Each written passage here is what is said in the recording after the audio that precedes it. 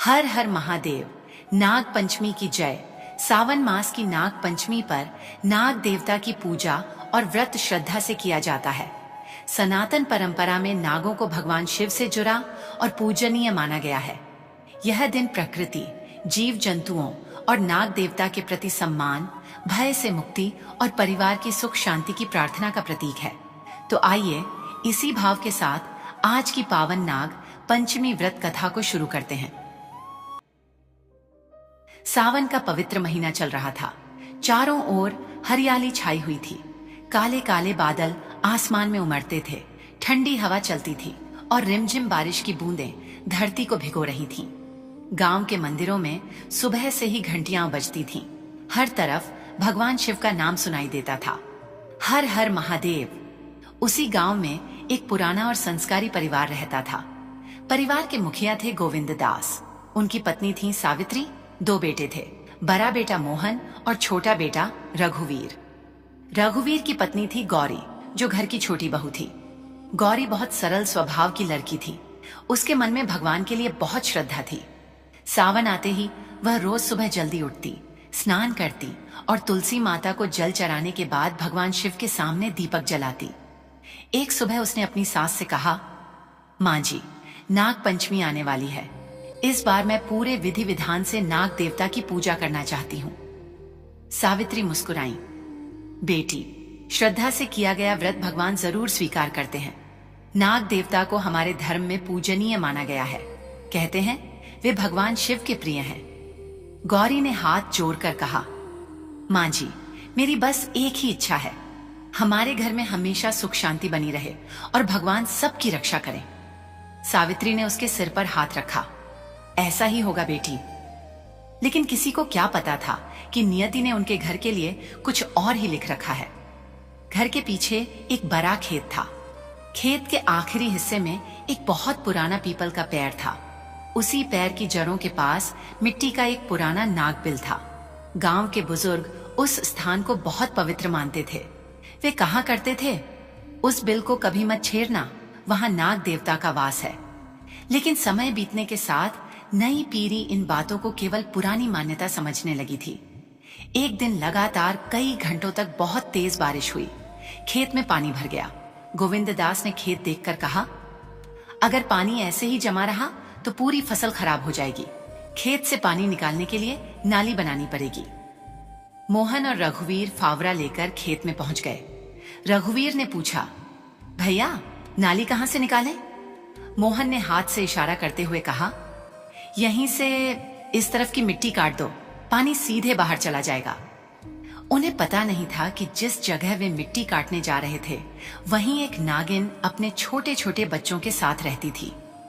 नागिन अपने बच्चों को लेकर बिल के अंदर सुरक्षित बैठी थी। बाहर बारिश हो रही थी। उसने अपने बच्चों को अपने शरीर से लपेट रखा था। उसके छोटे छोटे बच्चे अपनी माँ से चिपके हुए थे। माँ की गोद में उन्हें दुनिया की कोई चिंता नहीं थी।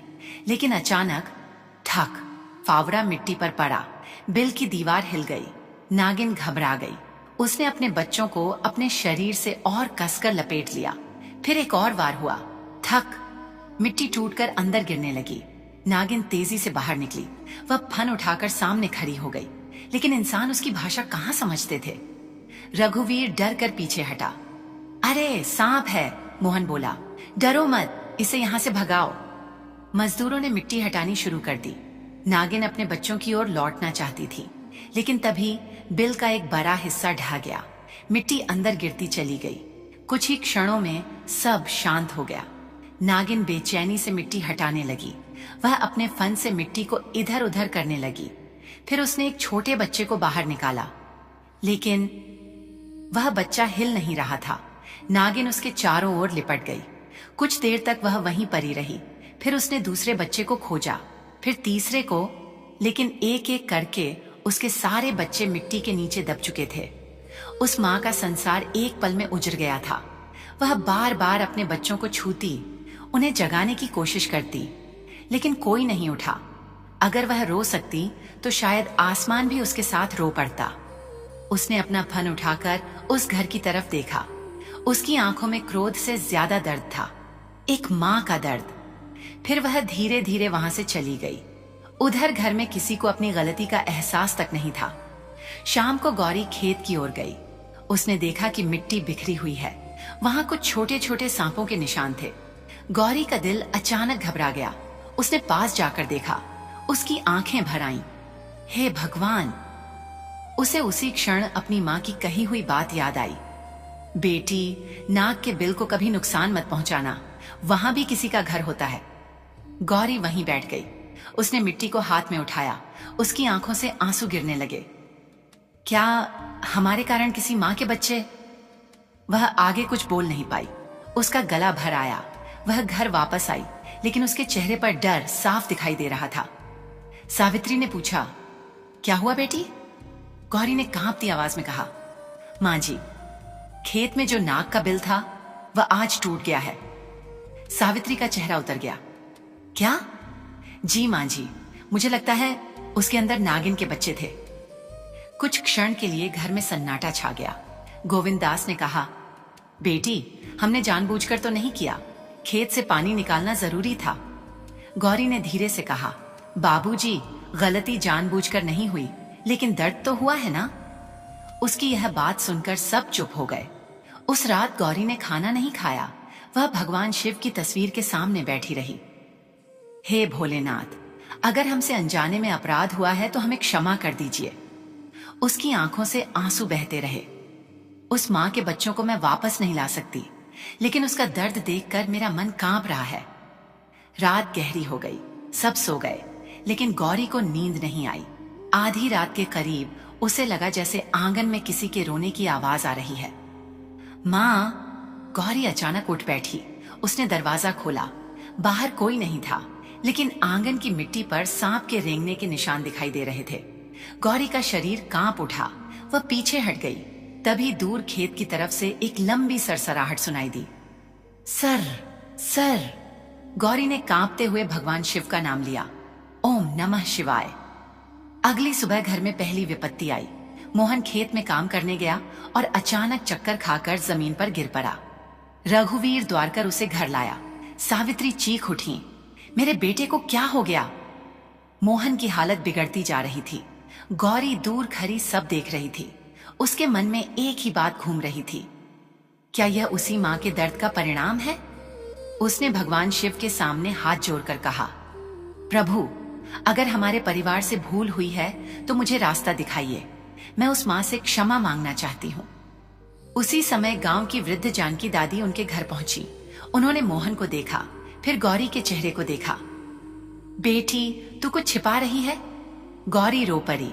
उसने सारी बात दादी को बता दी। जानकी दादी कुछ देर चुप रहीं, फिर बोली, बेटी, किसी जीव के घर को उजाड़ना छोटी बात नहीं होती, और जब वह जीव अपने बच्चों को खो दे तो उसका दर्द कौन समझे? गौरी की आंखों से आंसू बहने लगे। दादी, अब मैं क्या करूं? दादी ने कहा, नाग पंचमी आने वाली है। उस दिन सच्चे मन से व्रत रखना, भगवान शिव और नाग देवता की पूजा करना, लेकिन केवल पूजा मत करना। अपने मन से अहंकार निकालना और उस मां से क्षमा मांगना। गौरी ने हाथ जोड़ दिए। दादी, मैं वचन देती हूँ। उसी क्षण बाहर बादलों के बीच बिजली चमकी और खेत की दिशा से फिर वहीं सरसराहट सुनाई दी। गौरी ने दूर देखा। झाड़ियों के पीछे दो चमकती आंखें उसे देख रही थीं। वही नागिन थी जिसकी गोद उजड़ चुकी थी, और अब उसकी आंखों में सिर्फ दर्द नहीं था, वह अपने बच्चों के लिए न्याय मांगने आई थी।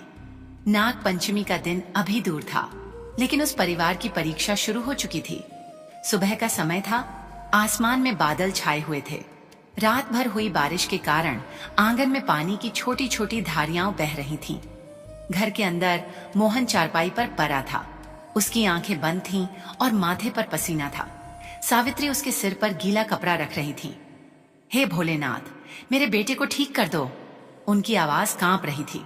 रघुवीर बार बार दरवाजे की तरफ देख रहा था।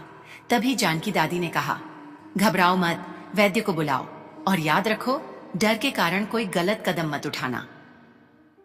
रघुवीर तुरंत गांव के वैद्य को बुलाने चला गया। गौरी एक कोने में बैठी थी। उसके हाथ में भगवान शिव की छोटी सी तस्वीर थी। वह धीरे धीरे बोल रही थी, महादेव, मैंने उस नागिन को अपने बच्चों के साथ देखा नहीं था, इसलिए उसकी पीड़ा समझ नहीं पाई। लेकिन अब जब मैंने उस जगह को देखा है, तब से मेरा मन मुझे धिक्कार रहा है। उसकी आंखों से आंसू गिरने लगे। मैं उस माँ के बच्चों को वापस नहीं ला सकती। फिर मैं उसके सामने क्या मुंह लेकर जाऊं? जानकी दादी उसके पास बैठ गई। उन्होंने कहा, बेटी, पश्चाताप वही करता है जिसके भीतर दया जीवित होती है। अगर तुझे अपनी गलती का दुख है तो यही तेरे भीतर बदलाव की शुरुआत है। गौरी ने पूछा, लेकिन दादी, क्या नाग माता मुझे क्षमा करेगी? दादी ने धीरे से कहा, क्षमा मांगना हमारे हाथ में है। सामने वाला कब और कैसे क्षमा करे यह उसके मन पर निर्भर है, लेकिन सच्चे पश्चाताप से भगवान का हृदय जरूर पिघलता है। उसी समय वैद्य आ गया। उसने मोहन की नारी देखी। कुछ देर बाद बोला, शरीर में बहुत कमजोरी है, अभी इसे आराम चाहिए, मैं औषधि देता हूं। सावित्री ने पूछा, वैद्य जी, कोई बड़ा खतरा तो नहीं? वैद्य ने कहा, अभी कुछ निश्चित कहना कठिन है, ध्यान रखिए और इसे अकेला मत छोड़िए। गौरी का दिल और बैठ गया। वह भगवान शिव के सामने जाकर बैठ गई। प्रभु, यदि मेरे परिवार से अपराध हुआ है तो मुझे उसे सुधारने की शक्ति देना। दोपहर के समय वह चुपचाप खेत की ओर चली गई। वहीं पीपल का पैर, वहीं टूटा हुआ नागबिल और आसपास बिखरी हुई मिट्टी। गौरी ने उस स्थान को देखा तो उसकी आंखें भर आईं। वह धीरे धीरे घुटनों के बल बैठ गई। उसने मिट्टी को हाथ लगाया। मुझे क्षमा कर देना। उसकी आवाज बहुत धीमी थी।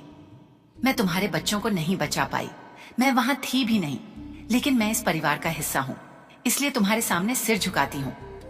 तभी पीछे झाड़ियों में आवाज हुई, सर, सर। गौरी ने सिर उठाया। नागिन सामने थी। वह बिल्कुल स्थिर खड़ी थी। गौरी का शरीर डर से कांपने लगा, लेकिन उसने भागने के बजाय दोनों हाथ जोड़ दिए।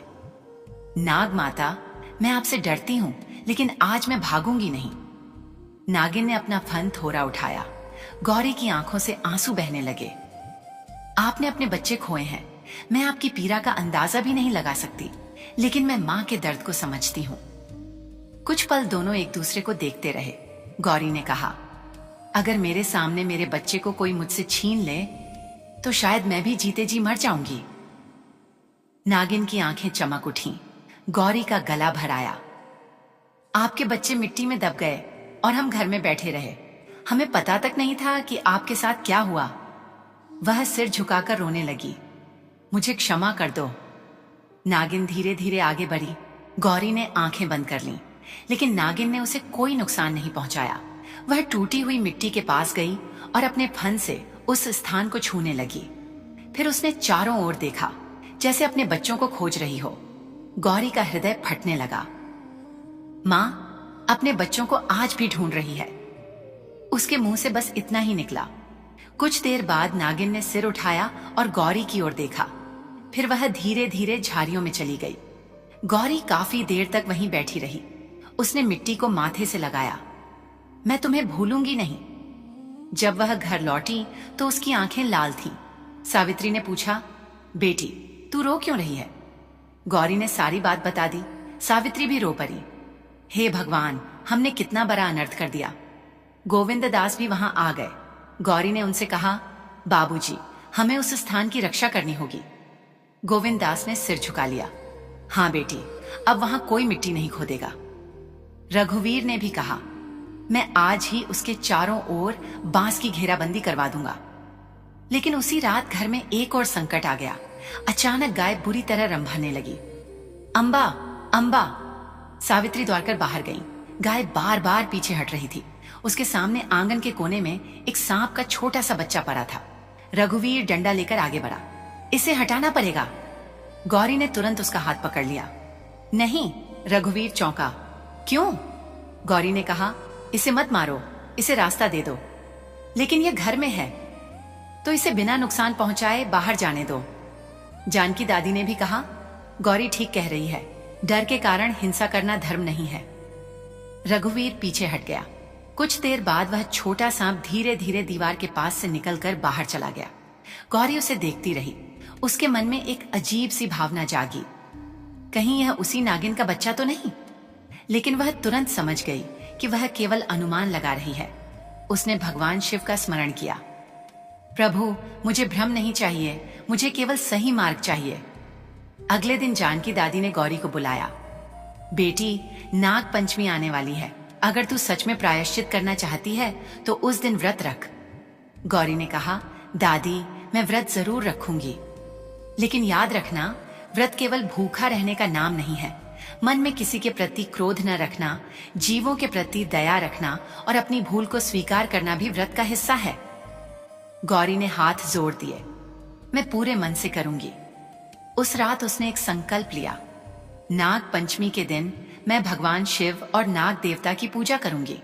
उस स्थान पर दीपक जलाऊंगी और जब तक मेरे मन को शांति नहीं मिलेगी तब तक मैं उस माँ के दर्द को याद रखूंगी।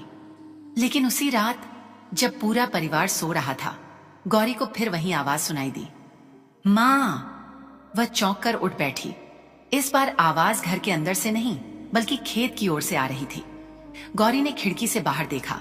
चांद बादलों के पीछे छिपा था। दूर नागबिल के पास एक परछाई दिखाई दे रही थी। नागिन वहां बैठी थी और उसके सामने मिट्टी के ऊपर एक छोटा सा फूल पड़ा था। गौरी समझ नहीं पाई कि वह फूल वहां कैसे आया। वह धीरे से बाहर निकली, लेकिन जैसे ही वह खेत की ओर बढ़ी, नागिन ने अपना फन उठा लिया। गौरी वहीं रुक गई। उसने हाथ जोड़ दिए। नाग माता, मैं तुम्हारे पास लड़ने नहीं, क्षमा मांगने आई हूं। नागिन कुछ क्षण तक उसे देखती रही। फिर उसने अपना सिर उस मिट्टी की ओर झुका दिया जहां उसके बच्चे दबे थे। गौरी की आंखों से आंसू बहने लगे। उसे पहली बार समझ आया, जिसे मनुष्य केवल मिट्टी समझता है, किसी माँ के लिए वही जगह उसके बच्चे की आखिरी याद हो सकती है। गौरी ने वहीं प्रण लिया, मैं तुम्हारे बच्चों को वापस नहीं ला सकती, लेकिन तुम्हारे घर को अब कोई नहीं उजाड़ेगा, ये मेरा वचन है। नागिन धीरे धीरे पीछे हट गई, लेकिन जाते जाते उसने एक बार फिर गौरी की ओर देखा और उस नजर में क्रोध से अधिक दर्द था। नाग पंचमी का पवित्र दिन अब बहुत निकट था, लेकिन उससे पहले नियति परिवार की ऐसी परीक्षा लेने वाली थी जिसमें गौरी को अपने व्रत से भी बड़ा त्याग करना। प्रता सावन की बारिश लगातार हो रही थी, कभी तेज, कभी धीमी और कभी अचानक बादलों की गरज से पूरा गांव कांप उठता। उस सुबह गौरी ने भगवान शिव के सामने दीपक जलाया। उसने हाथ जोड़कर कहा, हे भोलेनाथ, अब मेरे मन में केवल एक ही इच्छा है, जिस माँ की गोद उजड़ गई उसके हृदय को शांति मिले। सावित्री पीछे खड़ी उसकी बात सुन रही थी। उन्होंने कहा, बेटी, तेरे मन में अब बहुत बोझ है। गौरी ने आंखें पोंछते हुए कहा, माँ जी, मैं उस दिन के बारे में सोचती हूँ तो मेरा दिल कांप जाता है। हमने अपनी सुविधा के लिए मिट्टी हटाई थी, लेकिन वहां किसी का घर था, किसी माँ का संसार था। सावित्री ने उसके सिर पर हाथ रखा। बेटी, जो हो गया उसे बदला नहीं जा सकता। अब अपने कर्मों से उस भूल को सुधार। गौरी ने सिर हिलाया। हाँ माँ जी। उसी दिन उसने नाग पंचमी के व्रत का संकल्प लिया। मैं नाग पंचमी के दिन व्रत रखूंगी, भगवान शिव और नाग देवता का स्मरण करूंगी, उस स्थान पर दीपक जलाऊंगी और किसी जीव को बिना कारण कष्ट नहीं दूंगी। जानकी दादी ने उसे समझाया, बेटी, पूजा श्रद्धा से करना, किसी जीव को पकड़ना या परेशान करना पूजा नहीं है। नाग देवता का स्मरण करो, उनके निवास की रक्षा करो और अपने मन में दया रखो। गौरी बोली, दादी, मैं यही करूंगी। लेकिन उसी शाम अचानक मोहन की हालत फिर बिगड़ गई। वह खेत से लौटते समय रास्ते में ही बैठ गया। रघुवीर ने उसे संभाला। भैया, क्या हुआ? मोहन ने पेट पकड़ते हुए कहा, मुझे बहुत कमजोरी लग रही है, आंखों के सामने अंधेरा छा रहा है। रघुवीर उसे घर लेकर आया। सावित्री घबरा गई। फिर से वही हालत। वैद्य को बुलाया गया। वैद्य ने औषधि दी और कहा, इसे कुछ दिन पूरी तरह आराम चाहिए, शरीर को ताकत की जरूरत है। गौरी चुप खड़ी थी। उसके मन में फिर वही सवाल उठने लगा, क्या हमारे अपराध का असर अभी खत्म नहीं हुआ? रात में वह अकेली भगवान शिव के सामने बैठी। महादेव, मुझे समझ नहीं आ रहा कि मुझे क्या करना चाहिए। अगर यह हमारे कर्मों की परीक्षा है तो मुझे रास्ता दिखाइए। उसकी आंखें बंद थीं। तभी बाहर तेज हवा चली। दीपक की लौ कांपने लगी और उसी क्षण गौरी के मन में एक बात आई, जिस माँ का घर हमने उजाड़ा है उसके रहने की जगह को सुरक्षित करो। गौरी तुरंत उठी। वह बाहर गई और रघुवीर से बोली, कल खेत के चारों तरफ बांस की मजबूत घेराबंदी करवा देना, वहां कोई खेती या खुदाई नहीं होगी। रघुवीर ने कहा, ठीक है। अगली सुबह परिवार ने मिलकर वह काम शुरू किया। गोविंददास बोले, आज से यह स्थान किसी के काम में नहीं आएगा। मोहन भी कमजोरी के बावजूद वहां पहुंचा। उसने हाथ जोड़कर कहा, जिस गलती में मैं भी शामिल था उसे सुधारने में मेरा भी हिस्सा होना चाहिए। गौरी की आंखें भर आईं। भैया, आप आराम कीजिए। मोहन मुस्कुराया। नहीं बहन, कुछ दर्द हमें यह सिखाने के लिए आता है कि हमने दूसरों को कितना दर्द दिया है। ये बात सुनकर सबकी आंखें नम हो गईं, लेकिन उसी समय झाड़ियों से एक हल्की सरसराहट सुनाई दी। सबने उधर देखा। नागिन अपने एक छोटे बच्चे के साथ खड़ी थी। वह कुछ क्षण तक परिवार को देखती रही। गोविंददास ने हाथ जोड़ लिए। नाग माता, अब यह स्थान आपका है, हम इसे नहीं छेड़ेंगे। नागिन धीरे धीरे पीछे हट गई। गौरी की आंखों में आंसू थे। उसने मन ही मन कहा, तुम्हारा एक बच्चा तो बचा है, भगवान उसे सुरक्षित रखें। कुछ दिन बीत गए। नाग पंचमी का दिन नजदीक आने लगा। गांव में तैयारियां शुरू हो गईं। मंदिर सजाए जाने लगे। महिलाएं व्रत की बातें करने लगीं, लेकिन गौरी के लिए यह दिन उत्सव से अधिक प्रायश्चित का दिन था। नाग पंचमी से एक दिन पहले उसने अपनी सास से कहा, मां जी, कल मैं पूरा दिन भगवान का स्मरण करूंगी। सावित्री बोली, बेटी, अपनी शक्ति का भी ध्यान रखना। गौरी मुस्कुराई, मां जी, मेरे मन में इतनी पीड़ा है कि मुझे भूख का एहसास भी नहीं होगा। उस रात वह देर तक जागती रही। उसे बार बार वही दृश्य दिखाई देता। मिट्टी में दबे छोटे छोटे बच्चे, उनके पास बैठी नागिन और उसकी आंखों में असहाय दर्द। गौरी रोते हुए बोली, नाग माता, मैं तुम्हारे बच्चों को वापस नहीं ला सकती। काश उस दिन मुझे पता होता कि वहां तुम्हारा घर है। काश मैंने अपने परिवार को रोक लिया होता। फिर उसने भगवान शिव की तस्वीर की ओर देखा। प्रभु, मुझे इतनी शक्ति देना कि मैं अपनी भूल से भागूं नहीं। अचानक बाहर से जोर की आवाज आई, धराम। गौरी घबराकर बाहर निकली। आंगन में रखा अनाज का बर्रा मटका गिर गया था और उसके पास एक छोटा सांप तेजी से दीवार की ओर जा रहा था। रघुवीर डंडा लेकर आगे बढ़ा। इसे अभी मार देता हूं।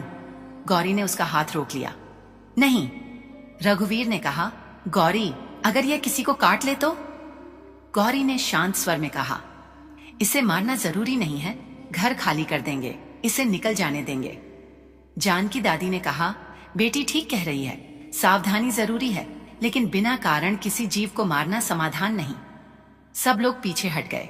कुछ ही देर में वह सांप दीवार के एक छेद से बाहर चला गया। गौरी ने राहत की सांस ली। उसने भगवान शिव को प्रणाम किया। आज मैंने डर पर दया को जीतते देखा। अगली सुबह नाग पंचमी आ गई। सूरज निकलने से पहले ही गौरी उठ गई। उसने स्नान किया, साफ वस्त्र पहने, भगवान शिव के सामने दीपक जलाया। फिर उसने हाथ जोड़कर संकल्प लिया, मैं आज नाग पंचमी का व्रत श्रद्धा से रखती हूँ। हे भगवान शिव, मेरे परिवार से जो अज्ञानवश अपराध हुआ उसके लिए मैं क्षमा मांगती हूँ। हे नाग देवता, उस माँ की पीड़ा को समझने की बुद्धि मुझे देना। उसने अन्न ग्रहण नहीं किया और पूजा की तैयारी करने लगी। आंगन में उसने मिट्टी से नाग देवता की आकृति बनाई। हल्दी, रोली, फूल और दीपक रखे। फिर वह उस पुराने नागबिल के पास गई। वहां पहले से ही उसने साफ स्थान बना रखा था। उसने दीपक जलाया, फूल चढ़ाए और जमीन पर माथा टेक दिया। नाग माता, आज मैं तुम्हारे सामने खड़ी हूं। उसकी आवाज कांपने लगी। मैंने तुम्हारे बच्चों को नहीं मारा, लेकिन जिस परिवार से वह भूल हुई उसका हिस्सा होने के कारण मैं तुम्हारे सामने सिर झुकाती हूँ। आंसू उसके गालों पर बहने लगे। तुम मुझे चाहे क्षमा करो या नहीं, मैं तुम्हें दोष नहीं दूंगी, क्योंकि तुम्हारा दर्द तुम ही जानती हो। वह रोते हुए बोली, माँ, अगर तुम्हारी गोद मेरे कारण उजरी होती तो शायद मैं भी तुम्हें कभी क्षमा न कर पाती। इतना कहते ही पीछे से सरसराहट सुनाई दी। गौरी ने धीरे से सिर उठाया। नागिन सामने खड़ी थी, लेकिन इस बार वह अकेली नहीं थी। उसके साथ उसका छोटा बच्चा भी था। गौरी की आंखों से आंसू बहने लगे। नाग माता, तुम अपने बच्चे को लेकर आई हो? नागिन ने अपना फन उठाया। गौरी ने दोनों हाथ जोड़ दिए। डरो मत, मैं तुम्हें कोई नुकसान नहीं पहुंचाऊंगी। नागिन धीरे धीरे उस मिट्टी के स्थान के पास गई जहां उसके बच्चे मारे गए थे। वह कुछ क्षण वहां रुकी, फिर उसने अपने बच्चे को अपने शरीर से ढक लिया। गौरी यह दृश्य देखकर फूट फूट कर रो पड़ी। माँ, आज भी तुम अपने बच्चे को अपने शरीर से बचा रही हो। उसका कलेजा कांप उठा। उसी समय पीछे से मोहन की आवाज आई, गौरी। वह पलटी। मोहन लड़खड़ाते हुए उसकी ओर आ रहा था। अचानक उसका पैर फिसला और वह जमीन पर गिर पड़ा। सावित्री चीख उठी, मोहन। गौरी दौड़कर उसकी ओर बढ़ी, लेकिन तभी नागिन ने फन उठा लिया। पूरा परिवार वहीं रुक गया। एक तरफ मोहन जमीन पर पड़ा था और दूसरी तरफ नागिन अपने बच्चे को बचाए खड़ी थी। उस क्षण ऐसा लगा जैसे नियति ने पूरे परिवार को एक ही पल में दो माँओं के सामने खड़ा कर दिया हो। एक माँ अपने बेटे के लिए रो रही थी और दूसरी माँ अपने बच्चे को बचा रही थी। गौरी की आंखों से आंसू बह निकले। उसने हाथ जोड़कर कहा, हे महादेव, आज मुझे समझ आया कि माँ का दर्द क्या होता है। लेकिन अब क्या नाग माता मोहन को क्षमा करेगी? क्या गौरी की सच्ची प्रार्थना परिवार को इस संकट से बाहर निकाल पाएगी? और क्या नाग पंचमी का यह व्रत उस उजड़ी हुई माँ के हृदय में क्षमा जगा पाएगा? मोहन जमीन पर पड़ा था। सावित्री उसे उठाने के लिए दौड़ी। बेटा, आंखें खोल, मुझे देख। मोहन ने धीरे धीरे आंखें खोली। माँ, मैं ठीक हूं, बस चक्कर आ गया था। लेकिन सावित्री की आंखों में आंसू थे। तू मुझे डरा मत बेटा, मेरी तो जान ही निकल गई थी। गौरी कुछ दूरी पर खड़ी थी। उसकी नजर नागिन पर थी। नागिन भी अपने बच्चे को अपने शरीर से ढककर बैठी थी। गौरी की आंखों से आंसू बहने लगे। उसने मन ही मन कहा, हे भगवान, आज मुझे माँ का दर्द दोनों तरफ दिखाई दे रहा है। एक तरफ सावित्री का बेटा जमीन पर गिरा था और दूसरी तरफ नागिन अपने बच्चे को बचाने के लिए फन उठाए बैठी थी। गौरी धीरे धीरे नागिन के सामने बैठ गई। उसने दोनों हाथ जोड़ लिए। नाग माता, आज मैं तुमसे अपने परिवार के लिए कुछ मांगने नहीं आई हूं। वह रोते हुए बोली, मैं बस इतना कहना चाहती हूं कि आज मुझे तुम्हारा दर्द समझ में आ गया है। नागिन शांत रही। गौरी ने आगे कहा, जब मोहन गिरा तो मेरी सास का कलेजा कांप उठा, लेकिन तुम्हारे बच्चे जब मिट्टी के नीचे दबे होंगे तब तुम्हारा क्या हुआ होगा? तुमने किसे पुकारा होगा? किससे मदद मांगी होगी? उसकी आवाज टूट गई। तुम तो बोल भी नहीं सकती थीं। तुम्हारा दर्द सुनने वाला भी कोई नहीं था। गौरी ने जमीन पर माथा रख दिया। माँ, मुझे क्षमा कर दो। कुछ पल तक चारों ओर सन्नाटा रहा। बारिश की कुछ बूंदें पत्तों पर गिर रही थीं। टप टप टप। नागिन ने धीरे धीरे अपना फन नीचे किया। फिर उसने अपने बच्चे को देखा। उसका छोटा बच्चा अपनी माँ के शरीर से चिपका हुआ था। गौरी ने उस दृश्य को देखा तो उसका हृदय भर आया। तुम्हारा यह बच्चा सुरक्षित रहे, बस मैं यही चाहती हूँ। तभी जानकी दादी ने कहा, गौरी, आज तुम्हारे व्रत की सबसे बड़ी परीक्षा यही है। गौरी ने उनकी ओर देखा। दादी बोली, व्रत केवल भूखे रहने का नाम नहीं। जब मनुष्य अपने सुख से ऊपर किसी दूसरे के दर्द को रखता है, तब उसका व्रत सच्चा होता है। गौरी ने आंखें बंद कर ली। मैं समझ गई दादी। उसने भगवान शिव का स्मरण किया। ओम नमः शिवाय। फिर उसने नाग देवता से कहा, यदि हमारे परिवार से अपराध हुआ है तो हमें सुधारने का अवसर देना। तभी अचानक मोहन ने गौरी को पुकारा, गौरी। वह उसके पास गई। मोहन ने कमजोर आवाज में कहा, मुझे भी उस नाग माता से क्षमा मांगनी है। गौरी ने उसे सहारा देकर बैठाया। मोहन ने नागिन की ओर देखकर हाथ जोड़ दिए। नाग माता, उस दिन मैं भी वहां था। मुझे केवल खेत का पानी दिखाई दे रहा था। मुझे यह नहीं दिखाई दिया कि मिट्टी के नीचे किसी माँ का घर है। उसकी आंखों से आंसू निकल आए। मेरी आंखों के सामने आज मेरी माँ रो रही है। तभी मुझे समझ आया कि तुमने अपने बच्चों को खोकर क्या सहा होगा। मोहन ने सिर झुका लिया। मुझे क्षमा कर दो। नागिन कुछ क्षण तक उसे देखती रही। फिर उसने अपना सिर नीचे कर लिया। रघुवीर यह दृश्य देखकर भावुक हो गया। उसने भी हाथ जोड़ दिए। नाग माता, मैं भी दोषी हूं। मैंने उस दिन तुम्हें केवल एक सांप समझा था। आज समझ आया कि तुम भी अपने बच्चे के लिए उतनी ही बेचैन होती हो जितनी हमारी माँ हमारे लिए। गोविंददास आगे आए। उन्होंने कहा, आज से यह स्थान हमारा नहीं, तुम्हारा है। हम इसकी रक्षा करेंगे। सावित्री भी मोहन के पास से उठी। उन्होंने हाथ जोड़कर कहा, माँ होकर मैं तुम्हारे दर्द को सबसे ज्यादा समझ सकती हूँ। अपने बच्चों को खोने का दुख किसी शत्रु को भी न मिले। यदि हमारे कारण तुम्हें यह दुख मिला है तो हमें क्षमा कर देना। यह सुनकर गौरी की आंखों से आंसू बहते रहे। तभी नागिन ने अपना फन उठाया। सब लोग डर कर पीछे हट गए, लेकिन नागिन ने किसी पर हमला नहीं किया। वह धीरे धीरे उस मिट्टी के स्थान की ओर गई जहां उसके बच्चे दबे थे। उसने वहां अपना सिर रख दिया, फिर कुछ क्षण आंखें बंद करके जैसे शांत हो गई। गौरी समझ गई, उसे अभी भी अपने बच्चे याद हैं। जानकी दादी ने कहा, बेटी, माँ अपने बच्चे को कभी नहीं भूलती। क्षमा का अर्थ यह नहीं कि दर्द की याद मिट जाती है। क्षमा का अर्थ है दर्द के साथ भी आगे बढ़ने की शक्ति मिल जाना। गौरी ने सिर झुका लिया। उसी समय तेज हवा चली। पास रखा दीपक बुझने लगा। गौरी ने तुरंत अपने हाथों से उसे हवा से बचाया। नहीं, आज यह दीपक नहीं बुझेगा। उसने फिर उसे जलाया। दीपक की लौ दोबारा जल उठी। जानकी दादी मुस्कुराई। देख बेटी, यही आशा है। गौरी ने दीपक को देखा।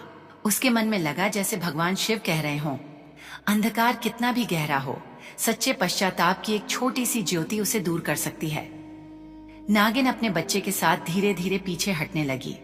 गौरी ने हाथ जोड़कर कहा, नाग माता, मैं तुम्हें रोकूंगी नहीं, बस इतना चाहती हूं कि तुम सुरक्षित रहो। नागिन ने एक बार पीछे मुड़कर देखा, फिर वह अपने बच्चे के साथ झाड़ियों में चली गई। उसके जाने के बाद मोहन की हालत अचानक कुछ बेहतर लगने लगी।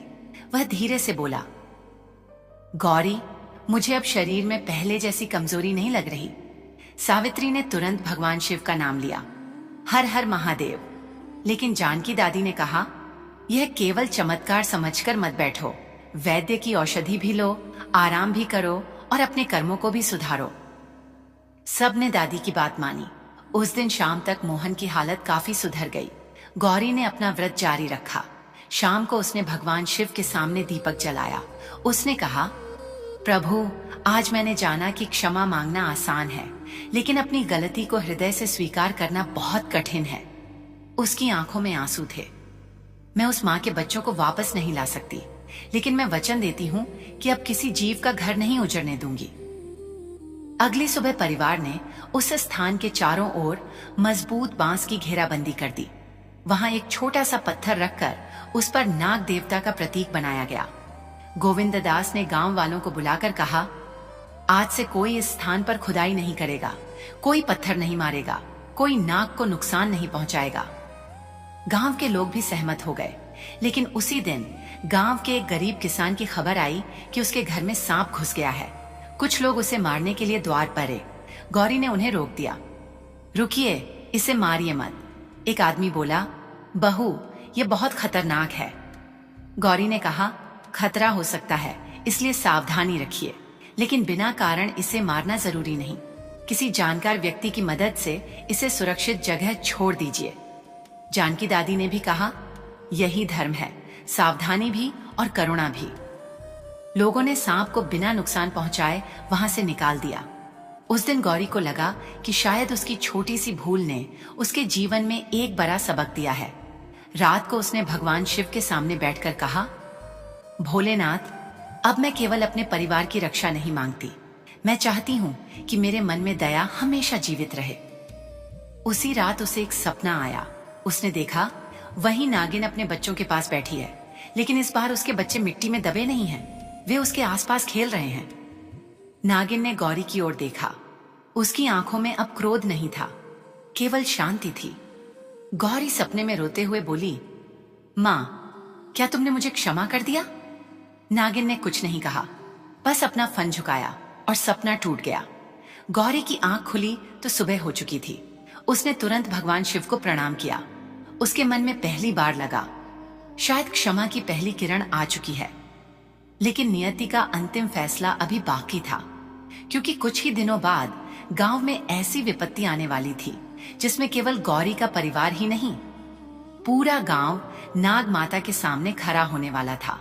और उस दिन यह तय होना था कि मनुष्य अपने डर को चुनेगा या धर्म और करुणा को। लेकिन नियति ने अभी अपनी आखिरी परीक्षा नहीं ली थी। नाग पंचमी के कुछ दिन बाद गांव में लगातार कई दिनों तक बहुत तेज बारिश हुई। नदी का पानी बढ़ने लगा, खेतों में पानी भर गया, कच्चे रास्ते कीचड़ में बदल गए। गांव के लोग अपने घरों को बचाने में लगे थे। गोविंद दास भी सुबह सुबह खेत देखने गए। वापस लौटे तो उनके चेहरे पर चिंता थी। रघुवीर ने पूछा, बाबूजी क्या हुआ? गोविंद दास बोले, नदी का पानी खेतों की तरफ बढ़ रहा है। अगर आज रात बारिश और तेज हुई तो कई खेत डूब सकते हैं। गांव में चिंता फैल गई। शाम होते होते बारिश और तेज हो गई। आसमान में बिजली चमकने लगी। कर कर बच्चे डरकर अपनी माँ से चिपक गए। गौरी भी खिड़की से बाहर देख रही थी। अचानक उसकी नजर उसी पुराने पीपल के पैर की तरफ गई। उसने देखा कि पानी धीरे धीरे नागबिल की ओर बढ़ रहा था। उसका हृदय कांप उठा। हे महादेव, नाग माता का घर! वह तुरंत बाहर जाने लगी। सावित्री ने पूछा, बेटी इतनी बारिश में कहाँ जा रही है? गौरी बोली, माँ जी, पानी नागबिल की तरफ जा रहा है। सावित्री कुछ क्षण चुप रही, फिर बोली, बेटी अकेली मत जाना। गोविंददास, रघुवीर और मोहन भी उसके साथ चल पड़े। जब वे वहां पहुंचे तो दृश्य देखकर सबके होश उड़ गए। नागबिल के चारों तरफ पानी जमा हो चुका था। नागिन अपने छोटे बच्चे को लेकर एक ऊंचे पत्थर पर बैठी थी। बच्चा बारिश से कांप रहा था। नागिन ने अपने शरीर से उसे ढक रखा था। गौरी की आंखों से आंसू निकल आए। माँ, फिर से तुम्हारे बच्चे पर संकट आ गया। वह कुछ दूर बैठ गई। डरो मत, हम तुम्हें नुकसान नहीं पहुंचाएंगे। गोविंद दास ने चारों ओर देखा। अगर पानी इसी तरह बढ़ता रहा तो बिल पूरी तरह डूब जाएगा। रघुवीर बोला, हमें पानी का रास्ता बदलना होगा। सब लोग काम में लग गए। मिट्टी के बोरे लाए गए, बांस लगाए गए, लेकिन बारिश इतनी तेज थी कि हर बार बनाया गया बांध टूट जाता। मोहन ने कहा, भैया इस तरफ मिट्टी और डालो। रघुवीर बोला, मिट्टी बह जा रही है। गौरी ने हाथ जोड़कर भगवान शिव का नाम लिया, ओम नमः शिवाय। फिर वह बोली, हार मत मानिए। उस दिन हमने अज्ञान में उनका घर तोड़ा था। आज अगर हमारी आंखों के सामने उनका घर पानी में डूब गया तो हम खुद को कभी क्षमा नहीं कर पाएंगे। गोविंद दास ने कहा, बेटी सही कह रही है। जब तक पानी का रास्ता नहीं बदलता हम नहीं रुकेंगे। पूरे परिवार ने मेहनत की। गांव के कुछ लोग भी मदद के लिए आ गए। धीरे धीरे पानी का बहाव दूसरी ओर मुड़ने लगा। नागबिल बच गया। नागिन अब भी अपने बच्चे को अपने शरीर से ढककर बैठी थी। जब उसे लगा कि खतरा टल गया है तो उसने धीरे धीरे अपना फन उठाया। उसने पहले अपने बच्चे को देखा, फिर पूरे परिवार की ओर देखा। गौरी ने हाथ जोड़ दिए। माँ, आज हम तुम्हारा घर बचा पाए। शायद यह हमारे अपराध का पूरा प्रायश्चित नहीं है, लेकिन हमारी कोशिश स्वीकार कर लेना। नागिन कुछ देर तक उसे देखती रही।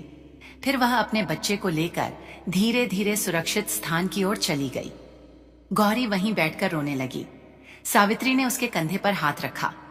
बेटी, आज तू क्यों रो रही है? गौरी ने कहा, माँ जी, उस दिन इस माँ ने अपने बच्चे खो दिए थे।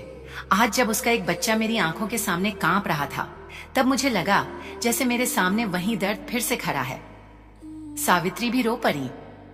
बेटी, शायद भगवान ने हमें उस दिन की गलती सुधारने का अवसर दिया है। अगली सुबह बारिश थम गई। गांव में सूरज निकला। लोगों ने देखा कि नागबिल सुरक्षित था। गांव के बुजुर्गों ने कहा, आज से इस स्थान की रक्षा पूरे गांव की जिम्मेदारी होगी। एक बुजुर्ग बोले, हमने हमेशा नाग पंचमी पर पूजा की, लेकिन अब समझ आया कि पूजा केवल फूल चढ़ाना नहीं है, उनके रहने की जगह को सुरक्षित रखना भी धर्म है। गौरी चुपचाप यह सब सुनती रही। उसके मन में एक शांति उतर रही थी। लेकिन उसी दोपहर एक घटना हुई। गांव का एक छोटा बच्चा खेलते खेलते उसी पीपल के पैर के पास चला गया। अचानक वह चीख पड़ा, माँ, माँ। लोग द्वार कर पहुंचे। बच्चे के सामने नागिन बैठी थी। नागिन ने फन उठा रखा था। बच्चा डर के मारे जमीन पर बैठ गया। एक आदमी ने पत्थर उठाया। इसे मार दो, गौरी ने जोर से कहा। नहीं। वह बच्चे के पास गई, लेकिन नागिन से सुरक्षित दूरी बनाए रखी। सब लोग पीछे हटिए, इसे रास्ता दीजिए। नागिन ने कुछ क्षण बच्चे की ओर देखा, फिर धीरे धीरे पीछे हट गई। बच्चा रोते हुए अपनी माँ से लिपट गया। गांव वालों ने राहत की सांस ली। जानकी दादी बोली, देखा, उसने बच्चे को नुकसान नहीं पहुंचाया, वह केवल अपने बच्चे और अपने घर की रक्षा कर रही थी। गांव के लोगों के मन का डर थोड़ा कम हुआ। उसी शाम गांव में एक सभा हुई। गोविंददास ने कहा, हमसे एक बड़ी भूल हुई थी। हमने एक नागिन के घर को नुकसान पहुंचाया था, लेकिन उस भूल ने हमें बहुत बड़ा पाठ सिखाया है। उन्होंने हाथ जोड़कर कहा, अब से गांव में कोई भी नाग के बिल को नहीं तोड़ेगा। अगर सांप किसी घर में आ जाए तो उसे मारने के बजाय सुरक्षित तरीके से बाहर निकाला जाएगा। सबने सहमति में सिर हिलाया। गौरी की आंखों में आंसू आ गए।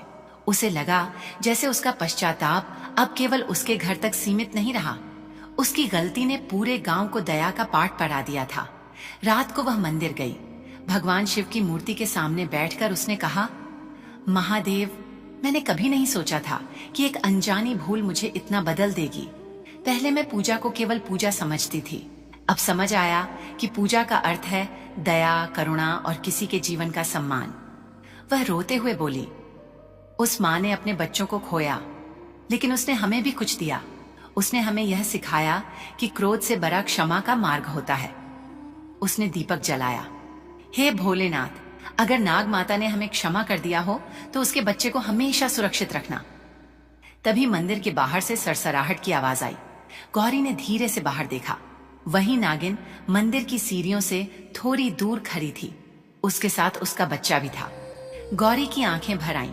वह वहीं बैठ गई। उसने हाथ जोड़कर कहा, माँ, तुम यहाँ? नागिन कुछ क्षण तक उसे देखती रही। गौरी ने धीरे से कहा, आज मैं तुमसे अपने लिए कुछ नहीं मांगूंगी, बस तुम्हें देखकर मन शांत हो गया। नागिन ने अपने बच्चे को अपने पास खींच लिया। फिर उसने अपना फन झुकाया। गौरी की आंखों से आंसू बह निकले। क्या तुमने मुझे क्षमा कर दिया? नागिन कुछ क्षण वहीं रही, फिर अपने बच्चे के साथ अंधेरे में चली गई। गौरी देर तक उसे देखती रही। उसके मन में पहली बार ऐसा लगा जैसे उसके अपराध का बोझ हल्का हो गया हो।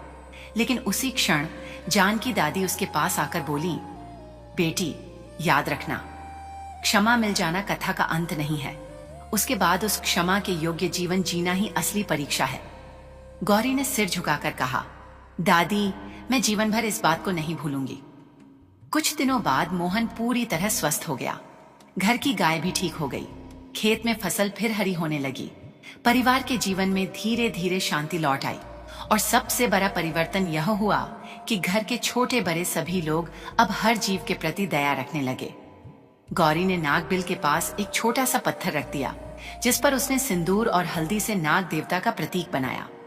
हर सुबह वह वहां दीपक जलाती। वह कहती, हे नाग देवता, हमारे भीतर दया बनाए रखना। सावित्री भी उसके साथ खड़ी होती। गोविंददास हाथ जोड़ते। मोहन और रघुवीर भी सिर झुकाते। पूरा परिवार एक साथ बोलता, हर हर महादेव। समय बीतता गया, लेकिन गौरी के हृदय में वह दिन कभी नहीं मिटा, क्योंकि उस दिन उसने केवल एक नागिन को नहीं देखा था, उसने एक माँ को देखा था। उसने समझा था कि दर्द का कोई धर्म नहीं होता, आंसू का कोई रूप नहीं होता, और माँ का हृदय किसी भी जीव का हो, अपनी संतान के लिए उतना ही कोमल होता है। लेकिन गौरी के जीवन की यह कथा अभी पूरी नहीं हुई थी, क्योंकि अगले सावन में फिर नाग पंचमी आने वाली थी, और उसी दिन गौरी को नाग माता के सामने आखिरी बार खड़ा होना था। वहां उसे अपने जीवन का सबसे बड़ा उत्तर मिलने वाला था। क्या सच्चा पश्चाताप सच में एक टूटे हुए रिश्ते को फिर से जोड़ सकता है?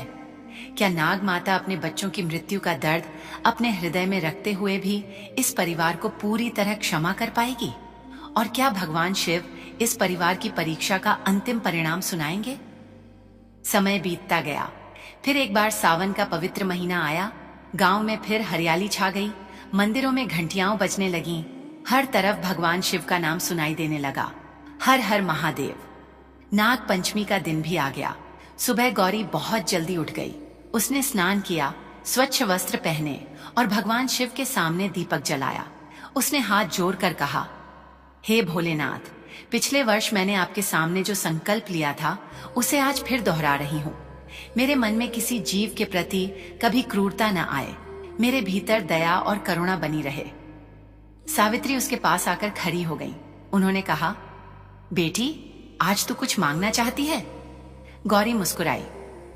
मां जी, आज मुझे कुछ नहीं चाहिए। पिछले वर्ष मैंने बहुत कुछ खोने का डर देखा था। आज मैं केवल भगवान को धन्यवाद देना चाहती हूँ। सावित्री ने उसकी आंखों में देखा। तू सच में बदल गई है बेटी। गौरी ने कहा, माँ जी, मुझे उस नाग माता ने बदल दिया। उसने नाग पंचमी का व्रत रखा।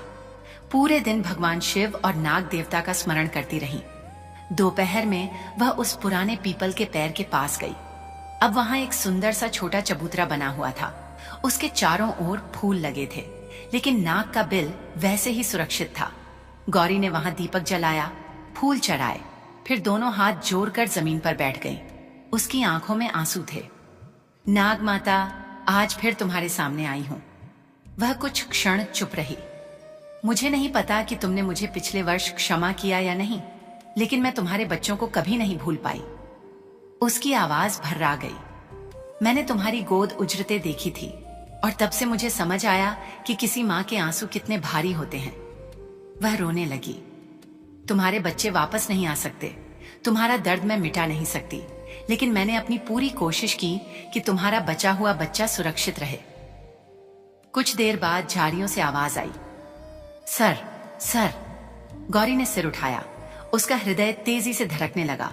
वही नागिन सामने थी और उसके साथ उसका बच्चा भी था, लेकिन अब वह बच्चा पहले से बड़ा हो चुका था। गौरी की आंखों से खुशी के आंसू निकल आए। तुम्हारा बच्चा कितना बड़ा हो गया? नागिन धीरे धीरे आगे बढ़ी। गौरी वहीं बैठी रही। उसने हाथ जोड़ लिए। मां, मैं तुमसे आज फिर क्षमा मांगती हूं। नागिन उसके सामने आकर रुक गई। उसने गौरी को देखा, फिर अपने बच्चे को देखा, फिर उसी जगह की ओर देखा जहां कभी उसके दूसरे बच्चे मिट्टी में दब गए थे। गौरी की आंखें फिर भर आईं। मां, तुम्हारे बच्चे भले इस दुनिया में नहीं हैं, लेकिन मैं जानती हूं कि वे तुम्हारे हृदय में हमेशा जीवित रहेंगे। वह जमीन पर माथा रखकर रो पड़ी। अगर मेरे परिवार से कभी भी फिर किसी जीव को कष्ट पहुंचे तो हमें सद्बुद्धि देना, लेकिन अब तुम्हारे घर को कोई नहीं छेड़ेगा। ये मेरा जीवन भर का वचन है। नागिन कुछ क्षण तक बिल्कुल शांत रही, फिर उसने अपना फन धीरे धीरे झुकाया। गौरी ने यह दृश्य देखा तो उसके हाथ कांपने लगे। उसे लगा जैसे उसके सामने स्वयं भगवान शिव की करुणा खड़ी हो। उसने आंखें बंद कर लीं। ओम नमः शिवाय। उसी समय मंदिर से घंटी की आवाज आई। Ton ton ton. हवा में फूलों की सुगंध फैल गई। नागिन ने अपने बच्चे को आगे किया। वह बच्चा धीरे धीरे गौरी के पास आया, लेकिन कुछ दूरी पर रुक गया। गौरी मुस्कुराई। उसने उसे छूने की कोशिश नहीं की, बस हाथ जोड़कर बोली, तुम हमेशा सुरक्षित रहो। नागिन ने अपना फन झुकाया और अपने बच्चे को लेकर जंगल की ओर चल पड़ी। गौरी की आंखों से आंसू बहते रहे, लेकिन इस बार वे आंसू दुख के नहीं थे, वे शांति के आंसू थे। तभी पीछे से जानकी दादी की आवाज आई, बेटी। गौरी ने पीछे देखा। दादी मुस्कुराते हुए खड़ी थीं। उन्होंने पूछा, अब समझ आया? गौरी ने आंसू पोंछते हुए कहा, हाँ दादी, अब समझ आया। क्या? गौरी बोली, क्षमा का अर्थ यह नहीं कि जो हुआ उसे भूल जाना। क्षमा का अर्थ है दर्द को अपने भीतर रखते हुए भी किसी के प्रति द्वेष न रखना। जानकी दादी की आंखें भर आईं। बेटी, तूने आज नाग पंचमी का असली अर्थ समझ लिया। कुछ देर बाद पूरा परिवार वहां आ गया। गोविंद दास ने हाथ जोड़कर कहा, आज से यह स्थान हमेशा सुरक्षित रहेगा। रघुवीर ने कहा, और गांव में भी हम लोगों को समझाएंगे कि किसी जीव को बिना कारण नुकसान न पहुंचाए। मोहन ने कहा, जिस दिन मैं बीमार पड़ा था उस दिन मुझे लगा था कि शायद हमारा अंत आ गया है, लेकिन अब समझता हूं कि वह संकट हमारे जीवन का सबसे बड़ा पाठ था। सावित्री ने गौरी को गले लगा लिया। बेटी, तूने हमारे घर को बदल दिया। गौरी रोते हुए बोली, मां जी, मुझे भी उस मां ने बदल दिया। सभी ने भगवान शिव की ओर हाथ जोड़ दिए। हर हर महादेव। उस दिन शाम को गांव के मंदिर में विशेष पूजा हुई। गांव के बुजुर्गों ने बच्चों को समझाया, नाग पंचमी केवल नाग की पूजा करने का दिन नहीं है, यह प्रकृति और सभी जीवों के प्रति सम्मान का दिन भी है। लोगों ने संकल्प लिया कि किसी नाग के बिल को नष्ट नहीं करेंगे और यदि सांप किसी घर में आ जाए तो सावधानी रखते हुए उसे सुरक्षित तरीके से बाहर निकालने की कोशिश करेंगे। गौरी मंदिर के एक कोने में बैठी सब सुन रही थी। उसकी आंखों के सामने फिर वही पुराना दृश्य आ गया। एक नागिन, मिट्टी में दबे उसके बच्चे और उस माँ की बेचैन आंखें। लेकिन इस बार उस दृश्य के साथ एक और दृश्य भी था। वही नागिन अपने बचे हुए बच्चे के साथ सुरक्षित जंगल की ओर जा रही थी। गौरी ने आंखें बंद की। हे महादेव, आपका धन्यवाद, उसने हाथ जोड़कर कहा।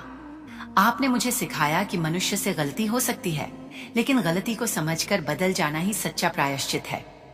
फिर उसने कहा, जिस माँ की गोद उजरी थी, उसकी क्षमा ने हमारे पूरे परिवार की सोच बदल दी। मंदिर की घंटियां बज उठी। Ton ton ton. गौरी के चेहरे पर शांति थी। उसने भगवान शिव से अंतिम प्रार्थना की। हे भोलेनाथ, हर माँ की गोद सुरक्षित रखना।